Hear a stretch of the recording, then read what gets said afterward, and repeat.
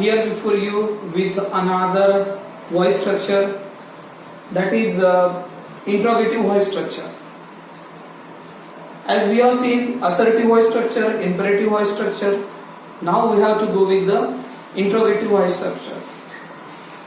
वाक्याची सुरुवात subject verb extension assertive, वाक्याची सुरुवात verb plus extension imperative, and the sentence which put forward the question, ज्या वाक्यातून प्रश्न विचारला जातो इंट्रोगेटिव्ह सेंटेन्स. इंट्रोगेटिव्ह सेंटेन्सचे दोन प्रकार, WH टाइप, वर्बल टाइप.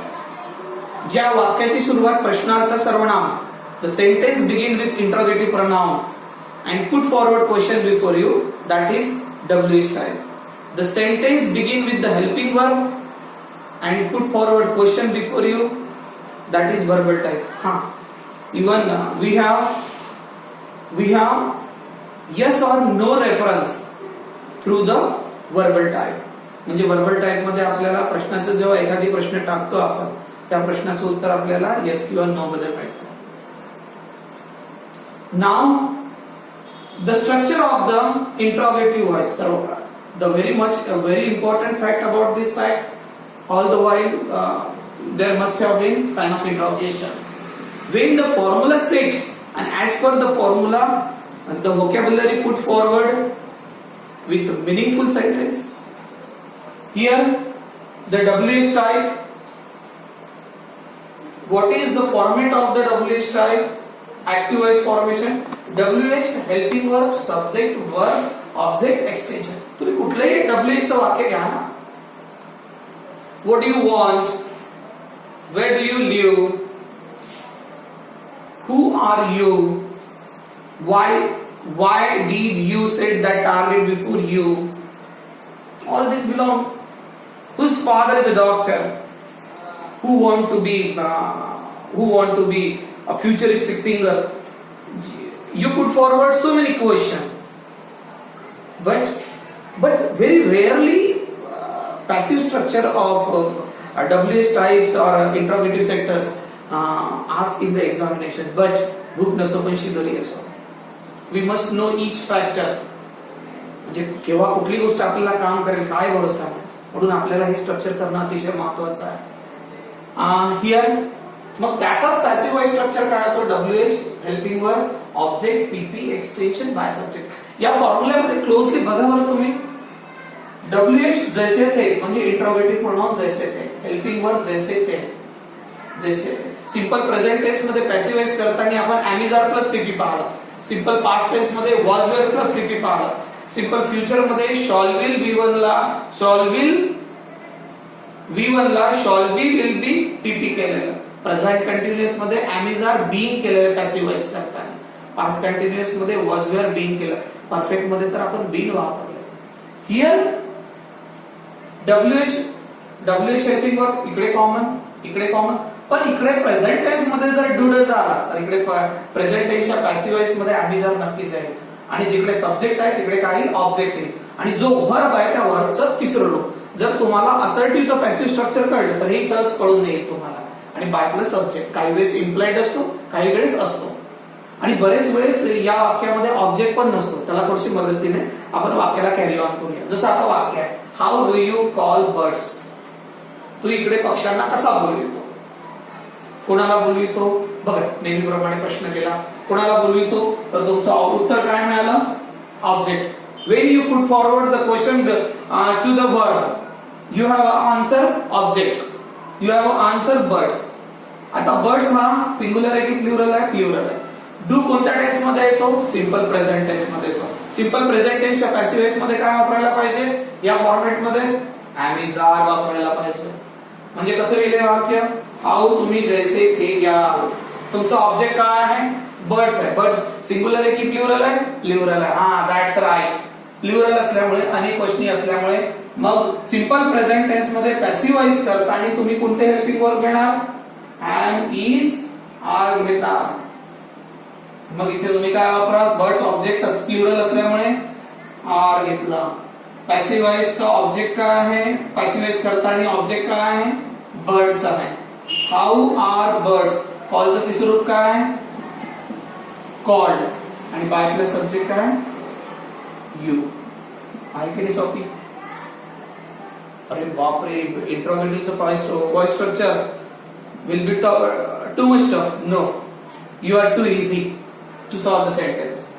बघा अजून एकदा. How do you call the birds. तू पक्षाला कसा बोलवितो, कोणाला बोलवितो, पक्षाला बोलवितो.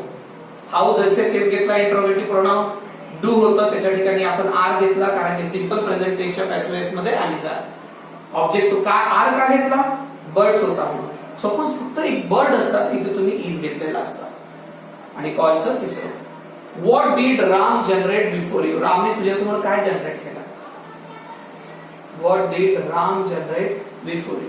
आता बघा ना, या वाक्यामध्ये आपण ऑब्जेक्ट नाही ठेवलेला, या वाक्यात ऑब्जेक्ट नाही आहे. मग काय कराल तुम्ही. व्हॉट हा डीड कोणत्या टेन्स मध्ये, पास्ट टेन्स मध्ये. पास्ट टेन्स मध्ये सिंपल पास्ट टेन्सच्या पॅसिव्ह वॉइस मध्ये कुठले हेल्पिंग वर्ब घेतो, वॉज वेअर. हा राईट. म्हणजे काय वॉज वेअर काय इकडे वॉज. व्हॉट वॉज, मग तो सब्जेक्ट वापरायचा आपण. व्हॉट वॉज, व्हॉट वॉज सरळ सरळ. मग क्रियापदाचा ऑब्जेक्ट नाही आहे आपल्याकडे इकडे, नाही का. तर what was generated, GENERATED. What was generated before you by Ram. Sign of interrogation. म्हणजे या वाक्यात स्पेशल ऑब्जेक्ट नव्हता आपल्याकडे. आणि इंट्रोगेटिव्हचं हे वाक्य फक्त इंट्रोगेटिव्हच्या वाक्यामध्ये चालते, असर्टिव्ह मध्ये नाही चालत. सपोज जर ऑब्जेक्ट नसेल तर तो वॉइस स्ट्रक्चरच होत नाही असर्टिव्ह मध्ये. पण इकडे आपण केलेलं आहे. Why has she sold paper so hurriedly. तिने इतक्या घाईघाईने पेपर का सोडविला, का सोडविला आहे, काय सोडविला आहे घाईघाईने, पेपर. म्हणजे तुमचा ऑब्जेक्ट काय झाला, पेपर. म्हणजे तुमच्या पॅसिव्ह स्ट्रक्चर नुसार काय व्हायला पाहिजे, वाय. पेपर सिंग्युलर आहे त्याच्यामुळे तुम्ही हॅजच घेणार. परफेक्ट टेन्स आठवा. परफेक्ट टेन्सच्या पॅसिव्ह वॉइस मध्ये तुम्ही नेहमी काय वापरता, बीन वापरता. Okay clear. आणि क्रियापदाचं तिसरं रूप कुठलं आहे, सॉल्ड. बरोबर. Why has been, why has been. अरे गडबडलं ना. वाय हॅज बीन काय गडबडलं सांगा पटकन सांगा, काय गडबडलं. ऑब्जेक्ट तुमचा काय पेपर आहे, म्हणजे वाय हॅज कसं व्हायला पाहिजे इकडे वाक्यामध्ये, why has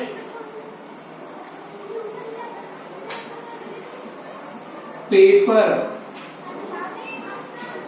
bin sold so hurriedly. So hurriedly द्यायचं, डॉट डॉट नाही द्यायचं. आणि बाय याच्या वरच्या वाक्यामध्ये, याच्या पहिल्याच्या वाक्यामध्ये आपल्याकडे ऑब्जेक्ट नव्हता तर आपण वाक्याला कॅरी ऑन केलं. पण या वाक्यामध्ये आपल्याकडे ऑब्जेक्ट आला ना, त्या ऑब्जेक्टचा वापर करावाच लागेल. क्लिअर. आता हे वाक्य आहे हु डू धिस. आता या वाक्यात काय विचार करतो तुम्ही सांगा. एक प्लेन कन्स्ट्रक्शन आहे, काय विचार करता. म्हणजे बघा हुच्या वाक्याला तुम्ही कशामध्ये कन्वर्ट करा, बाय हूम. प्रेझेंट टेन्स मध्ये आहे म्हणून is. By whom is this. आणि डूचं काय करता, डन. Sign of interrogation.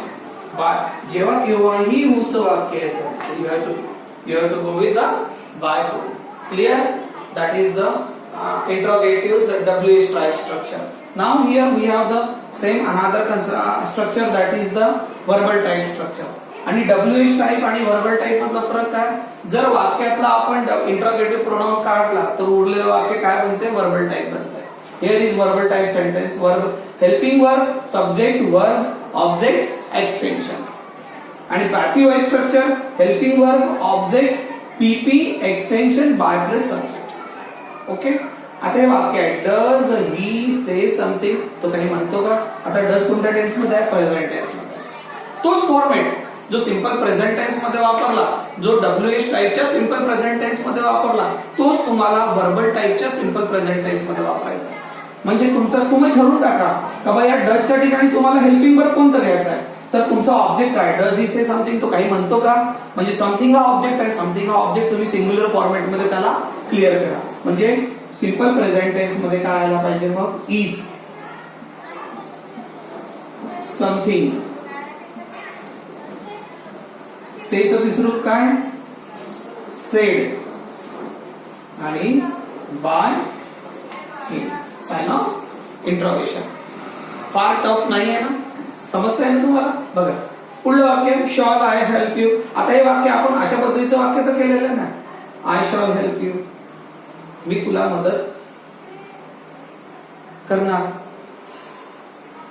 आता इथे प्रश्न केला, मी तुला मदत करू का, करणार का? म्हणजे काय म्हणणार तुम्ही, आता सांगा मला. जेव्हाही शॉल विल प्लस क्रियापदाचं मूळ येते तर त्याला शॉल बी विल बी सोबत क्रियापदाचं तिसरं रूप येतं. मग आता तुमचा सब्जेक्ट काय, ऑब्जेक्ट काय, sorry, shall I help you, मी कोणाला मदत करणार, तुला.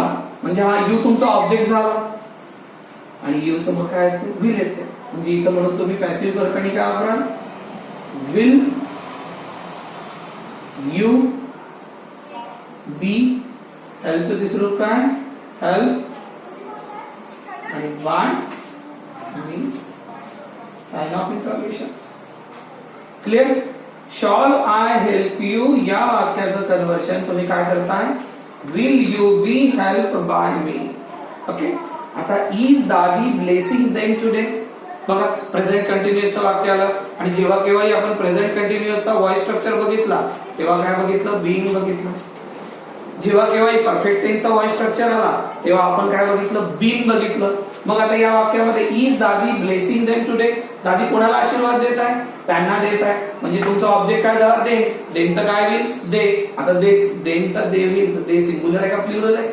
अच्छा, दादी सिंग्युलर होती म्हणून इज आलं, बरोबर आहे. पण देम काय प्लुरल आहे म्हणून इथे काय येणार तुम्ही प्रेझेंट कंटिन्युअसच्या हिशोबाने, हा ऑब्जेक्ट तुमचा काय, देमचं तुम्ही काय करता, दे.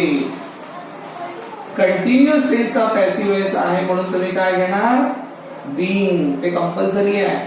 ब्लेसिंगचं तिसरं रूप काय घेणार, ब्लेस. एक्सटेन्शन काय आहे, टुडे.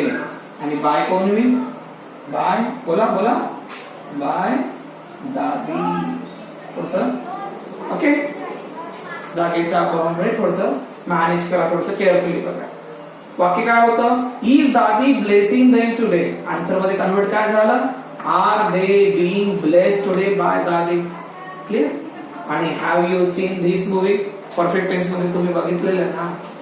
आता फक्त यालाच इंट्रोगेटिव्ह फॉर्मॅट मध्ये उचललं वाक्याला. Have you seen this movie, तू काय बघितलेला आहे, तो धिस मूवी. म्हणजे तुमचा ऑब्जेक्ट काय झाला.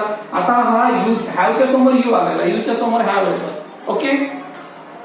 पण धिस मूवी सिंग्युलर आहे म्हणून तुमच्या समोर हेल्पिंग वर्ब कोणता येणार, has. Okay, has this movie, has this movie. आणि परफेक्ट टेन्स मध्ये काय येईल, been seen by. Clear? Have you seen this movie या वाक्यात हॅव होतं तर मग इथे हॅज का आला, कारण की यूच्या समोर हॅव येतं. पण धिस मूवी हा सिंग्युलर ऑब्जेक्ट असल्यामुळे सिंग्युलर ऑब्जेक्ट समोर नेहमी हॅज येत असतो म्हणून इथे हॅज वापरला. आणि पॅसिव्ह वॉइसच्या फॉर्मॅट नुसार इथे बीन वापरला आणि शेवटी वाक्याच्या साइन ऑफ इंट्रोगेशन. क्लिअर? आता शेवटचा फॉर्मॅट आहे इन्फायनाटिव्ह स्ट्रक्चर, व्हॉइस स्ट्रक्चर. भरपूर व्हेरायटी आहे. इन्फायनाटिव्ह स्ट्रक्चर मध्ये सुद्धा 2 ते 3 प्रकारच्या व्हेरायटीज आहेत. पण आपण सध्या एक व्हेरायटी बघून घेऊ, याच्यामध्ये एक स्ट्रक्चर बघू. Infinitive structure, active. आता इन्फायनाटिव्ह म्हणजे काय, whenever we put forward to before the verb, that is infinitive format. क्रियापदाच्या आयएनजी युक्त रूपाला त्याचा नाउन सारखा किंवा ऍडजेक्टिव्ह सारखा उपयोग होतो आणि क्रियापदाच्या आयएनजी युक्त रूपाला जिरेंड म्हणतात. तर इन्फायनाटिव्हचा सेक्टर काय, क्रियापदाच्या पूर्वी काय लागणे, टू लागणे. बघा, आणि जेव्हा क्रियापदाच्या पहिले टू, आतापर्यंत आपण एवढे पॅसिव्ह वॉइस स्ट्रक्चर बघितलेले, ऍक्टिव्ह वॉइस बघितलेले, पण ऍक्टिव्ह वॉइस मध्ये क्रियापदाच्या पहिले टू कुठेच लागलेला नाही. पण आता या प्रकारच्या वाक्यामध्ये लागतो आणि त्याला इन्फायनाटिव्ह स्ट्रक्चर म्हणतात. जसं आता ऍक्टिव्ह वॉइस मध्ये सपोज जर टू राईट असेल तर पॅसिव्ह वॉइस मध्ये टू बी रिटर्न केलं. मग ऍक्टिव्ह वॉइसचं पॅसिव्ह वॉइस होते, पॅसिव्ह वॉइसचं ऍक्टिव्ह वॉइस होते. याही प्रकारामध्ये जसं पॅसिव्ह वॉइसचं ऍक्टिव्ह वॉइस होत आहे तर ऍक्टिव्ह वॉइसचं पॅसिव्ह वॉइस होईल, म्हणजे फॉर्मॅट चेंज होईल. बरोबर, active to passive, passive to active. जसं तो वाक्य आहे, I have to spend holiday in Dindigul. मला डिंडिगुल हे शहर आहे. डिंडिगुल एक रमणीय नैसर्गिक ठिकाण आहे. डिंडिगुल साऊथ मध्ये आहे. I have to spend this holiday in Dindigul. मला काय स्पेंड करायचं आहे? हॉलिडे. पण बघा आता क्रिया, जसं हॅवच्या सोबतीला क्रियापदाचं तिसरं रूप पाहिजे होतं, पण या हॅवच्या नंतर टू प्लस वर्ब आलेला आहे, म्हणून याला इन्फायनेटिव्ह स्ट्रक्चर म्हणतात. म्हणजे बघा, इच सेंटेन्स हॅज डिफरंट कॅटेगरीज. फक्त त्या अँगलने बघायचं आहे तुम्हाला की हा असर्टिव्हचा आहे, हा इंट्रोगेटिव्हचा आहे, हा इम्पेरेटिव्हचा आहे, हा कशाचा? इन्फायनेटिव्हचा आहे. I have to spend this holiday in Dindigul. मला काय स्पेंड करायचं? हॉलिडे. म्हणजे तुमचा झाला हॉलिडे. हॉलिडे आहे सिंगुलर, ऑब्जेक्ट तुमचा सिंगुलर आहे आणि सिंगुलर समोर काय ते नेहमी हॅज येत आहे, हॅज. आणि मगाशी जसं फॉर्मॅट बघितलं आपण, मुख्य क्रियापदाच्या पहिले टू लागला तर त्याचा पॅसिव्ह वॉइस करताना टू बी रिटर्नचा फॉर्मॅट जातो. म्हणजे हॉलिडे हॅज टू बी स्पेंडचं काय व्हायला पाहिजे? स्पेंड. एक्सटेन्शन काय तुमचं? इन डिंडिगुल. आणि बाय कोण? मी, बाय मी. अशा पद्धतीचं वाक्य केलंय. I have to spend holiday. To स्पेंडचं बघा, टू बी स्पेंड केलं आणि हॅवच्या जागी पण इकडे हॅज वापरलं, कारण काय होतं? आपला ऑब्जेक्ट काय होता? सिंग्युलर होता. तसंच दुसरं वाक्य, we were to attend seminar. आम्हाला सेमिनार अटेंड करायचा होता. काय अटेंड करायचा होता? सेमिनार. म्हणजे कसं होईल हे वाक्य सांगा, तर तुम्ही तुमच्या फॉर्मॅटने सांगा. म्हणजे याचा अर्थ असा आहे, तुम्ही टू राईटचं टू बी रिटर्न बघितलं, टू स्पेंडचं टू बी स्पेंड बघितलं, मग इकडे टू अटेंडचं काय होईल? To be attended. वाक्य तर सॉल्व्ह झालं नाही इकडे. आता इकडे वीच्या समोर वेअर होतं, पण तुमचा सेमिनार काय? ऑब्जेक्ट आहे आणि तो सिंगुलर आहे. म्हणजे काय व्हायला पाहिजे? Seminar was to be attended by us. काय व्हायला पाहिजे? Seminar was to be attended by us. Clear? इकडे वेअर होतं पण तुम्ही वॉज घेताय, कारण की तुमचं ऑब्जेक्ट काय? सिंगुलर असणार. मग ऍक्टिव्ह वॉइसचं पॅसिव्ह वॉइस होते बाळांनो, पॅसिव्ह वॉइसचं ऍक्टिव्ह वॉइस होईल. बघा बरं, एक वाक्य तुम्हाला तुमच्या हिशोबाने जोडते. Papers have to be solved in examination hall. आता पेपर कोणी सोडवलं असेल सांगा बरं. आजपर्यंत आपण परफेक्ट टेन्सच्या वाक्यामध्ये बीन वापरलं पॅसिव्ह वॉइस करताय, पण इकडे बीन नाही वापरणार, कारण की या हॅवच्या बाजूला मुख्य क्रियापद पूर्ण डायरेक्ट अटॅच नाहीये. टू प्लस वर्ब आहे, टू बी प्लस वर्ब आहे. बरोबर आहे? म्हणजे आता मग टू बी प्लस सॉल्व्ड आहे, म्हणजे हा पॅसिव्ह आहे. बाय प्लस सब्जेक्ट तुम्ही काय घेताय? स्टुडंट्स घ्या. म्हणजे तुम्ही काय कराल या वाक्यात? Students have. आता टू बी सॉल्व्डचं काय कराल तुम्ही? To solve.